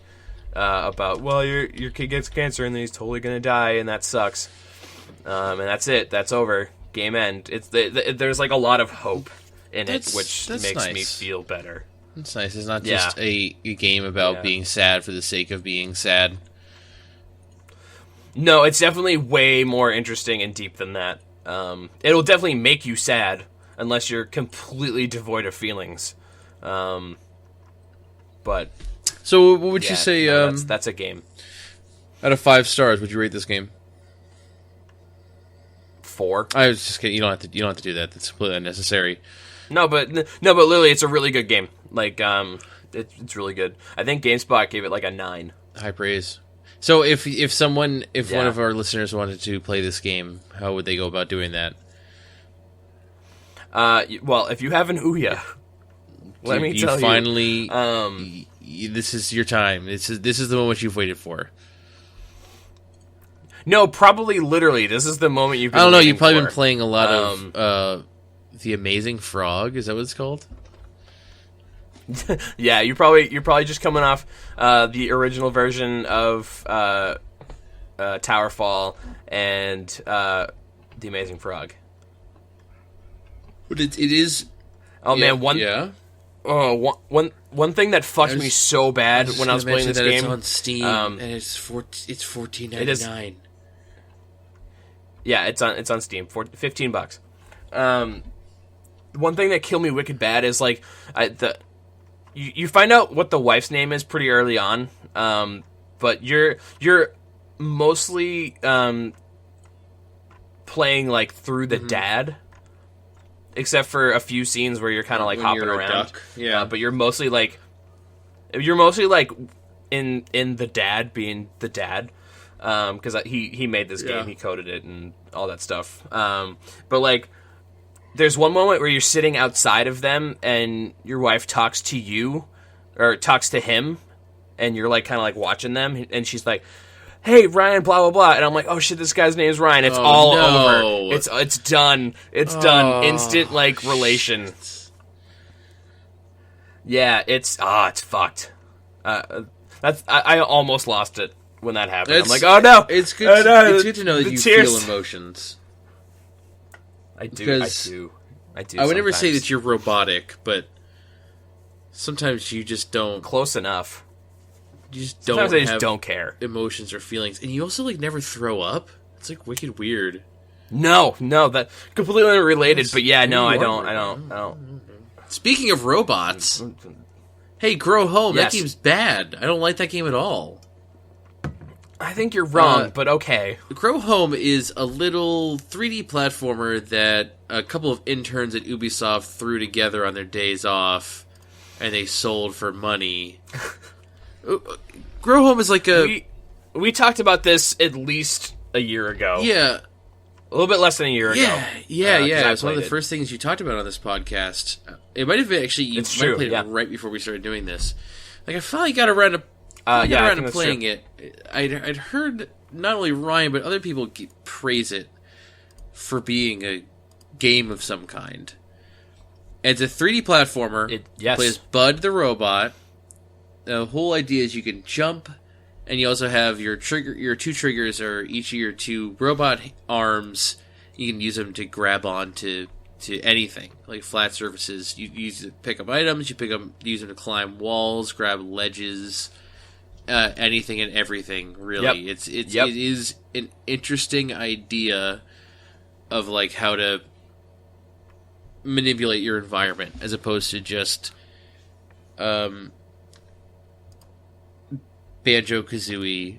You can kind of flutter jump and also eventually grab ledges. It's a more freeform experience. And that was part of my problem with it, is the controls just felt like... I never felt like I had control over my character. Which... Oh, man, I totally disagree. You disagree that I felt that I had control over my character? Well, I don't feel similarly. It was just a moment. I felt it was definitely a little clunky. And I spoke about... it's definitely clunky. I spoke about this on the Game of the Year podcast, and that's already up, so you may have already heard this. But at one point at the very beginning of the game, where there's several platforms, like little floating islands you jump down to get to the beach, and after you climbed up a mountain, or they taught you how to climb. And I just started like running full tilt as fast as I could, because when you play like a platformer, most games, when you want to move in a direction, you tilt the control stick all the way in that direction. Unfortunately, the way that this game controls, the way the physics work, is that doing that starts just sending Bud flying like hauling ass, falling over himself, like just hurtling forward at an unstoppable pace. I thought like jumping would make him stop. It just turned him into a fucking torpedo. Like, and I was like, okay, totally so I need to throw out everything I know about how to play video games to play this game, and I can maybe get into it. And it did make sense. At first, I was a little bit irritated by having to climb up sheer surfaces by just L1, R1, L1, R1, L1, R1, L1, R1. There was a moment right in the middle where I got it. Like when I was reaching, growing the tree or the whatever vine beanstalk, and it got to like the first set of floating isles or so, or the second set. I was just like, okay, I'm kind of getting this. I'm growing the sprouts and getting to the power island rock things and growing the main stalk further. I like kind of understood it for a while. But I really, it'd be like, oh, I got this jetpack, and I try and use it. But, like, if he was in the air for too long, he would start to lean forward as, people probably would. Like you see a skydiver, they don't just jackknife it through the sky, like with their feet straight down. They're, like, spread out. So that's what'll happen with Bud. As he starts to fall for a little distance, he'll kind of spread his arms and legs out, like he's falling. And at that point, the jetpack no longer makes you go up. It makes you go forward, because that's the way that the jetpack is facing. Right. Which, this is a video game. It should make sense like that. The jetpack should be a double jump. Like, it should make you just go up. No, it makes you go forward. But I didn't ask him to face forward. Yeah, but Bud's drunk. That's bullshit. That's bullshit. I don't know, if they had a line like that in there where they said, Bud, you're too drunk, go home. You gotta climb the beanstalk and get out of here.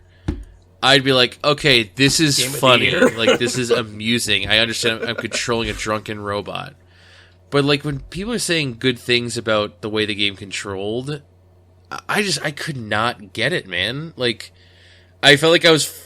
I don't think it was necessarily good in the control department, but I liked how tactile it felt. And I can see that. And I got over how drunk I can see Bud that, but I felt like I just didn't ever have true control over him. I always felt like, in the moments, like I'd be climbing a wall and I would look up to see how far I've gone, and he would just... Because looking also aims the hands, that would sometimes just make him try and grab nothing and fall. And at that point, like, I didn't want to fall. Like, it's a pain in the ass to come back. You don't have to worry about extra lives or anything like that, but, like, it's a pain in my ass to have to come back. So, that got to be frustrating at times, and sometimes I just felt like the world was just... I like, fall through the bouncy leaves, and just... There are small technical issues that made me feel like the world was coming apart at the seams, and I didn't have control over my character. And then at the end... my right arm just straight up stopped working. Yeah, that's something I'm not quite sure. I'm not even. I don't want to sound like I'm just like trash talking this game. I'm saying like it's super dumb. It doesn't even work. I beat the game. Like I played the entirety of that game. It probably took me, let's say 4 hours. First 3 hours of that, it worked fine. I climbed every ledge, alternating arm and leg, or left arm, right arm. Yeah. At a certain point, my right arm, anytime I grabbed it, like, the symbol would change. So when you're aiming it, you have a little symbol that shows, like, his hand, just saying that this is where the hand is currently selected. And if you're close enough, when you hit the trigger button, the corresponding trigger button, it turns into a circle to say, you have now grabbed this surface. Which, in all fairness, that it's a good system. The system works. But for whatever reason... at a certain point, my right hand, I'd go and get that circle, and it would not stick. It would just immediately fall off. Or I'd go to pick something up with it, and I would back away from it, and I would just back up, and the thing wouldn't even move. Which I'm sure... So that was an interesting thing for me, trying to get that seed onto the ship at the end. Because I had to get the seed... the seed's already up high enough, luckily. But you get the seed with my left hand, and I walked it out to the edge of the pedal, and I just leap of faith / jetpacked, like just gently like tapping the jetpack so I wouldn't fall forward. Just maintain and just kind of maintain some height, and then as I was getting close to the end, just boost myself the rest of the way in, and made it onto the ship. It was a fucking miracle. And if I had fallen off that ship at that moment, I would have just turned the game off and just never gone back, because it straight up broke on me. It's hard. Yeah, it's really hard for me to look at the game and say, hey, maybe for some people it didn't break, but I mean, for me, it didn't break. You so definitely had a better time with it than I did, and it's just it's hard for me to look at it objectively after that happens, especially when I was kind of frustrated with it up until then. It's like a game where I was just finished talking about a glitch happened to be in Diablo 3, a bug that fucked shit up terribly, and I just liked that game enough that I overlooked it. But for Grow Home, it was it was already on the cusp, and then it broke in a way that there's no coming back from, and it's all right, well, yeah. In my mind, sucks. this game is dead, and it's not devoid of any quality. I just couldn't. I couldn't play it. Yeah, I mean that's only. Although there's nothing I can be like, oh no, that didn't break, and it's fine. But no, it did. I guess it just didn't play the way I wanted it to, because I could play it. I did play it. I beat it, but I just didn't like it. I didn't jive with what I was expecting, I guess. But it's a cool thing. I'm glad that game exists. It's definitely a nice thing. I'm glad I can that say about that game exists. Yeah. It's a little Ubisoft thing that they kind of put out. It's like they really put out in between games. The whole thing about it being made by interns or free time was a joke. But I wish I liked it too more. Speaking of games that control like shit, I haven't played enough of it. But The Witcher 3. I was just hey, let's say Geralt, let's just move a little bit. And he was like, "You're talking to me? You want me to? Okay, I'll move now." And then I will sprint as fast as I can. I was like, whoa, slow down, Geralt. And he's like, now? You want me to stop now? Okay, I'll stop. And I was like, God damn it, girl. I switched the control scheme. Okay, the only thing I'll tell you is that it used to be way worse. They still have the original mode in there. I played on Xbox One. I switched the control scheme to the new movement. It's a little bit... It's better, but it's still a little... Also, adolescent Ciri looks like a weird person who just got, free transformed onto a child's body. Her face scares the shit out of me. The child version of her from the dream at the beginning scares the shit out of me. She looks her face looks really, really weird. It does not look like a child's face. I don't know how else to describe it. But I started playing that game. I realized what I was getting myself into, and I realized that maybe the game I really wanted to play was maybe a lighter, more you gave a lot of credit to the story in Game of the Year. I already am super interested in the story. I really like how all the side quests, there's something actually going on there. It's not just something dumb. It's help a guy who was looking for his brother who died in the battlefield. We found him and a deserter a guy from the other army. They were both badly injured, and they've been sitting in a shack talking to each other because they don't, now that they're traitors because they're hanging out with the enemy, they don't have anything else to do.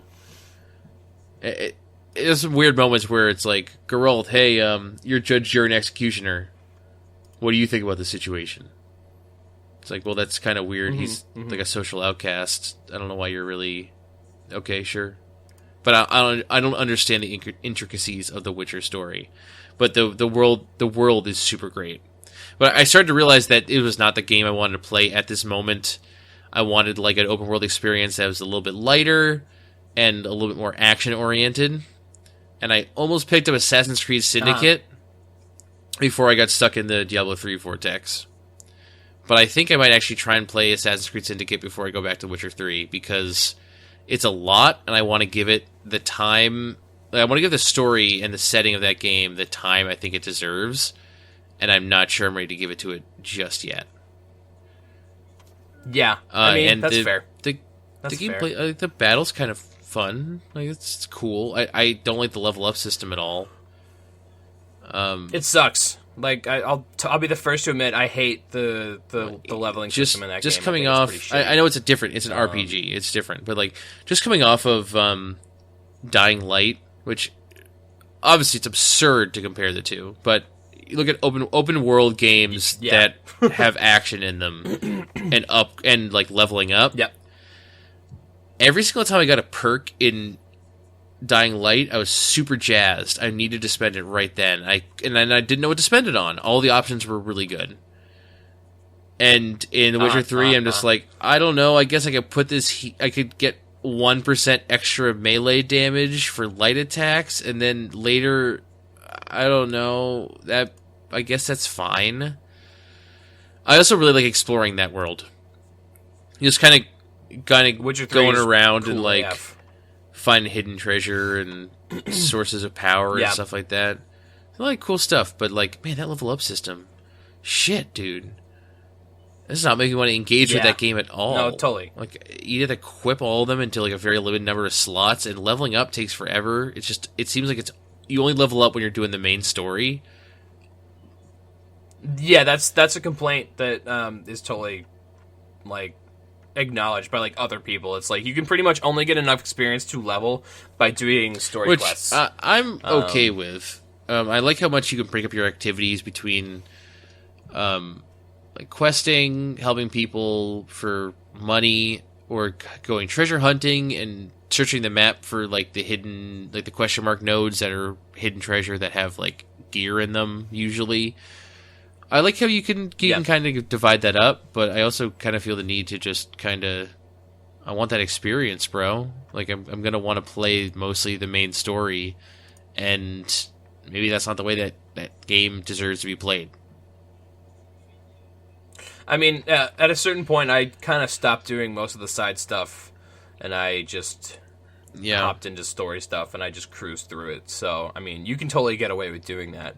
Like, it's like I said, I sent you a text message, and I was basically like, at a certain point, you're gonna need to get some extra experience through some side quests, but you can totally hop off. Yeah, it's just it does seem like maybe it's the kind of game that you just do exactly how much of the side quest you want to do, and then totally, yeah. I mean, if you see something that tickles your fancy, go do it. You know, it's like, I don't think that game really cares, I guess is the way to put that. It's like you can kind of do whatever you want. If you want to do a bunch of side stuff, go for it. But if you don't, that's cool. The impression that I get. They're not really forcing you to do anything, which I think is pretty good. Also, Geralt is a dick. Yeah. So there's that. Yes. Just really unnecessarily abrasive in situations where he was perfectly fine the moment before. It's like... But Geralt doesn't give a crap because he's a Witcher and he got Witcher problems. He like intentionally acts like a dick. It's not like he comes in and he's just like, I do not understand. He's just like, acts like a dick. Like... Yeah, no, Geralt's an asshole. Yeah, I don't know. Like, fuck that guy, I guess. Doesn't know how to run, and he's a jerk. That guy sucks. Yeah, I really don't have that much of a problem with him, but it's definitely a different take on a protagonist in a story. But it maybe it fits with the setting. So I'm not gonna get up. Given how much I hate the level up system, I'm not gonna get in their face about Geralt being a dick. That's not actually a concern of mine. Fair. Right, some things happened in video games this week. Unless you want to tell me about something else, unless there's something that you would like to tell the class. Okay. Nope. I'm good. Awesome Games Done Quick wrapped up this past Sunday. I didn't watch any. Embarrassingly enough, I barely watched any. There was a really good Tony Hawk's Pro Skater run that I watched on like the video on demand stuff. That was really cool. I need to go back and watch like the Beatmania one. I heard that's fucking bonkers. The Stepmania thing was fucking nuts. Yeah, I also watched a little bit of Majora's Mask 100% 4-man tag team run. That was dope. I saw a little bit of it. I'm gonna watch it probably today. I'm gonna watch that too because I'm kind of obsessed. I like Majora's Mask enough that I kind of it brings me pleasure to like complete that game in the least number of cycles. So like min-max the time you're spending places. Oh, they totally get into that, which is that's what I picked up from a little bit of it. Yeah. I don't know how much sequence breaking and stuff they do. Probably not very much because they need to do everything eventually. But yeah, that seemed like a really cool idea. Did you catch any of the finale, the Final Fantasy IV run? I saw some of it. I went to bed before it finished. I want to say I caught the very end of it, and I was like really upset that it was ending. Like I was watching it at the end. And I'm just like, oh, shit, I didn't watch any of this, and now it's over. Damn it. Crap. And that was it. But even though I didn't really watch it, I was still, like, upset to see it wrap up. But I think we mentioned it before. Yeah. We mentioned Awesome Games Done Quick, which is one of two twice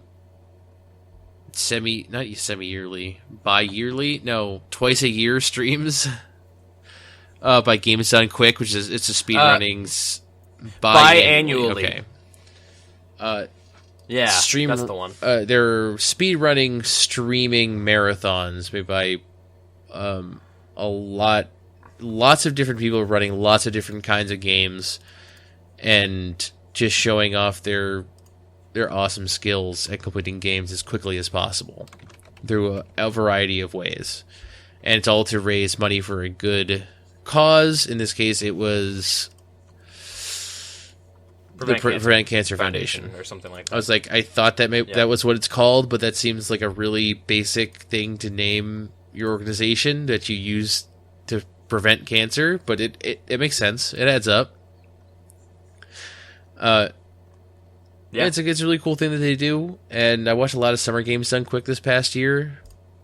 I didn't get so much into this one, but I watched a bunch of that. It's really fascinating. Although it's kind of hit or miss. Like some people who are playing are really good at, they make it entertaining. They explain everything, and some people just make the same dumb jokes the whole time, like the guy before him made, and it's like, yeah, we get it. Yeah, speedrunning jokes. Yeah, I mean, the levels of entertaining are kind of on a roller coaster, but at the end of the day, it's almost always fascinating. Mm-hmm. And they managed to raise $1.3 million. Wow. So that's pretty good. That's really good, yeah. So they've been consistently earning more and more, which is crazy. Yeah. No, that's fucking nuts. But is there any of this stuff that actually matters? No. This news list. No, speedrunning is super important. I mean, not really. I think there was like a guy who did these two guys who did like Metroid Prime 2 people 1 controller. They did. That was super cool. I want to see that. I watched that. I want to see that. There's a lot of stuff. Like all the VOD went on YouTube. I need to just scroll through it. I'm gonna do that today. Like after I get some sleep while I'm playing Diablo 3, I'll just put that up on something. And, yeah. No, you should. Let's see here. Nope, none of this matters. Is this thing about Pokken Fighters actually exciting in any way? The only thing I want to say is that they added like 3 new fighters. 2 of them are like normal, and then one of them is fucking stupid and crazy. It's do you remember Chandelure? The Chandelier Pokemon? Is that like the evolution of Litwick? Yeah, he's a fighter. No, he is though. No, that doesn't make any sense, Ryan. That's stupid. So people don't know, cool. Pokken Fighter is that Pokemon. It's Tekken with Pokemon in it. Team developed a Pokemon fighting game with obvious choices like Lucario and Machamp and Blaziken and Luchador Pikachu. But then it's just like, also a Chandelier Ghost. It's on fire, and Suicune is also What? a fighter, which is I think is a little that's strange. just a dog. Yeah. Okay. Right? Cool. No, That's just a great. dog. I can't even wait to play this game. I think it's gonna be so dumb and awesome. The part that makes me wicked excited is like there's also like partner Pokemon that you can like either summon in like assists, and apparently they come in teams. And one of the teams is Pachirisu, which is that squirrel electric thing. It kind of looks like Pikachu, but it's not. And then he's teamed up with Magikarp. Okay, yeah. So who yeah, I'm let's do it, excited. man. Who even cares? Not me. Yeah, I'm excited. Oh, dude. Some guy made an AI to run. I don't even know what that means. Some guy, he developed an AI for Dark Souls that he could fight. Yes. So there's I don't know who did this, but there's some guy out there who wants to feed some new blood into the Dark Souls PvP scene, which apparently has like 30 people in it. Yeah, probably at this point, according to him. So he developed an AI script that will play a incredibly difficult and challenging fight for anybody who encounters it. I'm not quite sure, just because of how Dark Souls works, how this guy comes up. Like, don't you need items to like hop into this guy's world? Hop into people's worlds to fuck them? He could have it set to be trying to invade other people, perhaps. Yeah, so it's going to be that, and apparently the AI is incredibly challenging to fight. I saw that and I was like, that's fucking cool. That's rad. Yeah, that does seem cool. Although I don't know how it would work with the reflexive nature of that game. Like, you can't just pre-program in a set of moves. You need to respond to your opponent's moves as well. Yeah, that's they got into that a little bit in that article that I read, and it's sort of, he was like, one of the challenges was developing an AI that could sort of like pinpoint even where the other player is. That seems really difficult. Apparently, it happened, and it's pretty hard. It has a name, the AI, the Dark Souls AI. I can't remember what it is. It's the King. He's called the King. That's interesting. It's kind of that's fun. Here, I'll link you. Oh, thanks. Here, thanks for the link. I will link you this Kotaku article that you will not read because it's from Kotaku. But Patrick Klepek wrote it, so. Hey, yeah, okay. I thought yes, I thought it was does really sound cool. very cool. It sounds like a crazy thing that this guy is basically the equivalent of like he was an only child, that he didn't have a brother to play Super Nintendo with, so he played it with Rob the Robot, but like in 2016. Yeah. So Amazon, if you have a Prime account, Amazon started doing this thing where all game pre-orders are 20% off. Which is interesting. I think I pre-ordered a lot of games. They're like not really the most popular place to pre-order a game because you don't know if it's going to get there on time or not. It's like there's a lot of factors.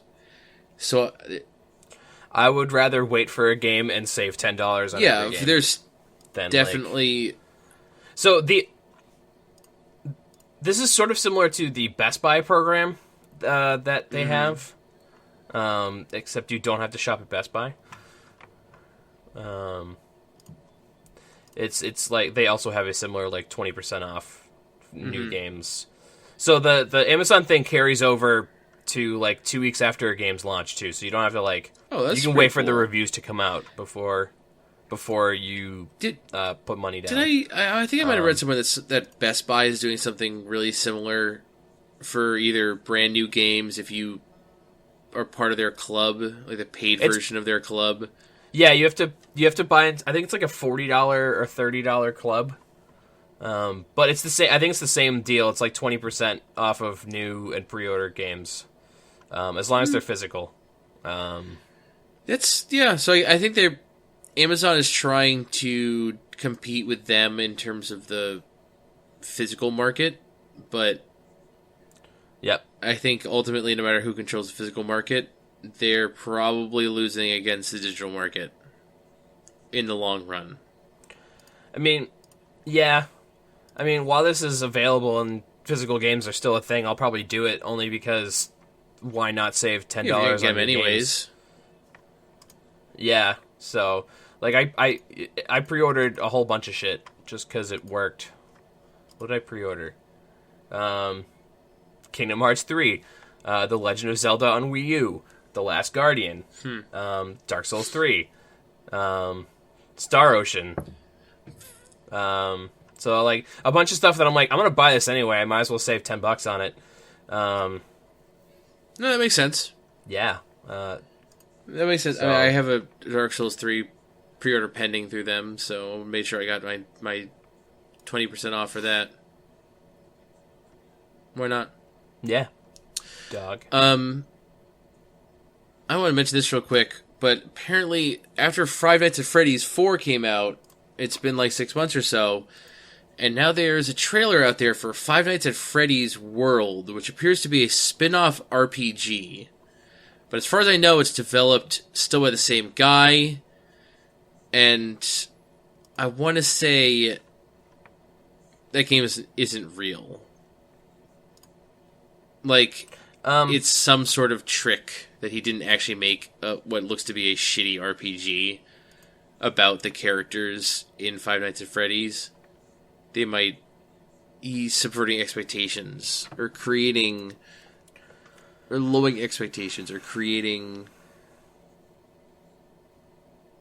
like, I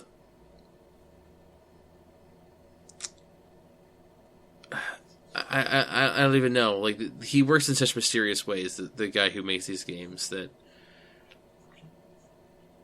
it's possible it's just like a spin-off, easy money grab thing, or it's like a true completion to the story of the first 4 games, and he's just disguising it as something else. Who knows? I don't know. I feel like that's sort of a thing that probably goes deeper than anybody realizes. Like Five Nights at Freddy's, like the universe. I feel like there's something going on the top. Yeah, of I've also heard else. people saying that it might be, or that the first 4 games exist in their own timeline, their own universe, and they're all connected, but the movie and any games that come out after are not. So maybe this is just an honest to goodness spin-off. You want to try to make something besides a jump scare simulator. Who knows? Or he's doubling down and going even deeper. We will tell. Only time will tell when the game comes out. Yeah. I don't even think it has a release date. Oh. Who Sorry, knows? apparently it's going to be out as soon as February 19th. God, that guy makes so many games. Yeah, it's crazy. He pretty much does it by himself. Yeah. What if, like, it's secretly, like, an episodic series, but, like, he's just not telling anybody, and he just, like, puts them... Like, clearly it's, like, all the same engine stuff. Yeah, almost definitely. He's just designing some new character models and working through some of the story stuff and recording new dialogue and stuff like that. Mm-hmm. Oh, man. Yeah, man. Video Podcasts. Games. Over? Podcast yes, over? Yes, please. All right. You need to go to bed. I think I'll probably try and play a little more D3. You're stupid. Go to bed. I feel as though as your co-host and very good friend, you need to go to bed. I'll probably just fall asleep with the controller in my hands, anyways. I feel as though I can acknowledge that I am stupid, but also not go to bed. I mean, do you have today off? Oh, is that like a thing? You're like, you don't have... all right. Well, all right. I can't tell you what dude. to do If then. I had to work at all today, it'd be like 2 or 2:30, be like, gonna wrap it up. And then yeah, you go to latest. Knowing that that'll become 3, right, but well, even then, I'm still good. No, so you have to do the so plugs we should go to first. bed. You have to tell them where to find us on Twitter. So we're on Twitter at Bear vs. Man. You can find us on the web at bearvsman.com. We're on Facebook, facebook.com/Bear vs. Mancast. You can send us an email to questions@bearvsman.com. We are on Twitch, twitch.tv/Bear vs. Man. What else? We're on YouTube. We're on iTunes. You should leave us a review. That would make us happy, and people know about us, and that would be good. That would be good. Or just word of mouth. If maybe we won't make it to new and noteworthy on iTunes, but if you tell somebody who likes video games and or podcasts, then step in the right direction. Yep. So yeah. Have a nice week, and remember, guys, video games. And remember, don't do what Nick did and stay up all night because your Diablo 3 character. Hopefully, your Diablo 3 character doesn't get erased at all, but also, you can do whatever the fuck you want. Just saying. Just saying, don't do Fine, that. yeah, don't do that. All right. So, all right, we're gonna go to bed now. I'm gonna stay awake now. It's like a whole yin yang thing we figured out. You guys will figure it out later. Mm-hmm. So, Peace. all right, that's it. Podcast over.